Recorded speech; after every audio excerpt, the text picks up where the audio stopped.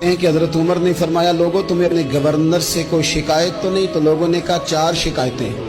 ایک تو ہمارے گورنر صاحب جب شروع میں آئے تھے تو فجر کی نماز کے بعد ہی آ کے لوگوں کے بیچ بیٹھ جاتے تھے۔ اب اشراق چاشت کے وقت آتے ہیں، سورج پورا طلوع ہو جاتا ہے تو حضرت سعید بن عامر رضی اللہ عنہ آتے ہیں۔ اور دوسری شکایت یہ ہے کہ صرف دن میں ملتے ہیں، رات کو ملتے ہی نہیں۔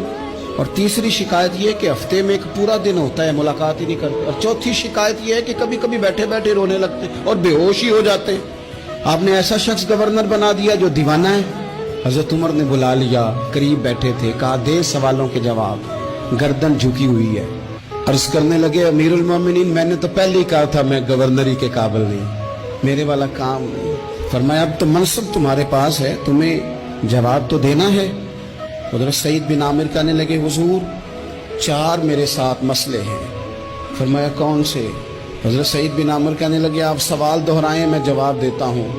آپ نے فرمایا سعید لوگ کہتے ہیں پہلے تو سویرے آ جاتا تھا، اب تو اشراق چاشت کے وقت آتا ہے۔ گردن جھکائی، سناٹا چھا گیا محفل پہ۔ تھوڑی دیر کے بعد سر اٹھایا تو داڑھی پہ آنسو گر رہے تھے۔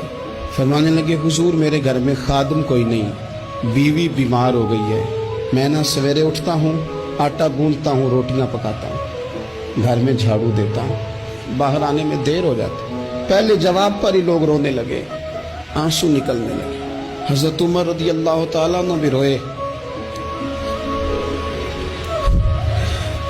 پھر فرمایا کہ سعید تو دن کو ملتا ہے تو رات کو کیوں نہیں ملتا؟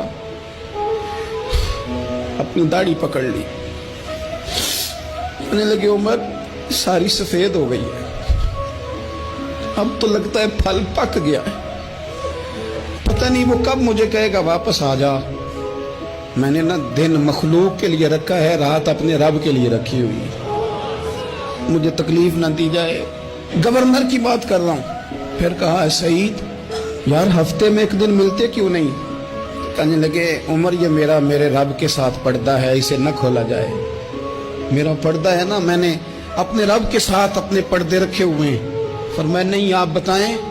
حضرت سعید بن عامر کہنے لگے غریب ہوں، ایک ہی جوڑا میرے پاس ہے، میں غریب، میرے جیسے لوگ ان کے پاس درجنوں جوڑے ہیں، اور اس کے باوجود ان کی زبانوں پر شکر اس طرح نہیں آتا جیسے آنا چاہیے۔ میں نے کہا نا کہ میری اجرت میری محنت سے زیادہ کیوں ہے؟ میرے محسن تیرے احسان سے ڈر لگتا ہے۔ حضرت سعید بن عامر کہنے لگے ایک جوڑا ہے، ہفتے میں ایک دن دھو کے خشک ہونے کو ڈال لیتا ہوں، پھر بیوی کے کپڑے پہن کے بیٹھا رہتا ہوں۔